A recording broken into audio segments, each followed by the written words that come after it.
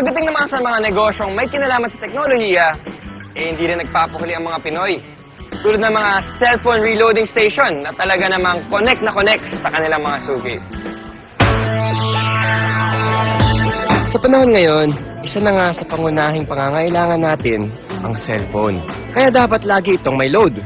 At dito nakasilip ng pagkakataon ang iba nating mga kababayan para kumita.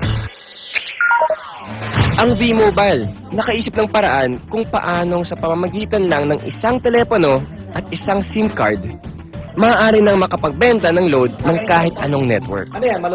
Ang kaibahan nitong V-Mobile, gamit mo yung cellphone mo, makapagbebenta ka ng lahat ng klase ng prepaid, cards at saka electronic, para magkaroon ka ng negosyo. Taong 2008, nang simulan ng V-Mobile ang negosyong ito. Ang sistemang gamit nila, all-in-one load service, kaya one-stop shop ang kanilang serbisyo. Kailangan mo rito, at least meron kang cellphone, meron kang maliit na puhunan. Hindi mo kailangan ng malaki, although pwede rin maging malaki ang puhunan mo. Yan ay depende sa plano mo sa negosyo. Kung gumagamit ka ng internet, napakasimple lang gagawin mo. Punta ka sa aming www.loadextreme.ph. Tapos pag nakita mo na itong website nito, halimbawa, yung online loading, kiklik mo, lalabas dyan yung aming dialog box. I-enter mo yung account mo, papasok mo. So, in this case, pipiliin ko na lang, papasok ko yung aking sikretong PIK.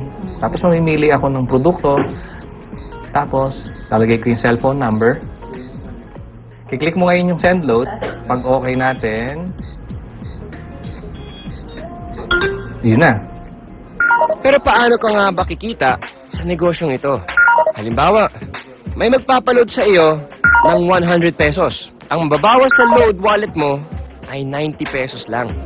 Ibig sabihin, may 10 piso kang kita sa bawat 100 na ire-reload mo sa iyong customer. Kung kumikita ka ng 100 pesos kada araw sa pagre-reload, sa loob ng 1 buwan, may kita kang 3,000 piso. Anip, tulad ni Piwi, na nakatuwaan lang daw noong una ang reloading business. Actually, nagulat kami. Nung nag-start kami noon, magbabarkada lang kami. So, every night, magkakasama kami. Nakakatuwa. Nung 5 lang kami nagsimula. 5 members na kami. Kapatid ko, mga barkada ko. Tapos ngayon nagulat ako, yung 5 tao nagsimula na. Ngayon, ano na kami? Almost 100,000. No, actually, laglag pa siya ng 100,000 members.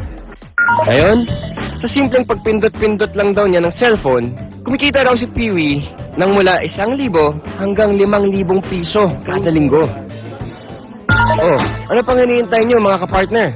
Oras na para ang hilig niyo sa paggamit ng cellphone, pakinabangan niyo rin at maging isang maliit na negosyo. Kung mas pinili mo na lang manatili sa bahay ngayong summer, narito ang isang kapaki-pakinabang na tip. At dahil mainit ngayon, alam kong hindi nyo maiwasan na gamitin ang inyong mga aircon. Ito ang isang tip para makatipid kayo sa pagkonsumo ng kuryente. Ilagay sa timer mode ang aircon at iset sa 2 hanggang 3 oras lamang. Pagkatapos ito, buksan ang ventilador para mapanatili ang lamig ng kwarto. May enjoy mo na ang lamig, makakatipid ka pa. O, di ba? Pwede naman eh. Kaya mga kapartner, tandaan, dapat maging wais all the time. Masabi natin. Wala akong masabi talaga. Posible ang pagkasal mo.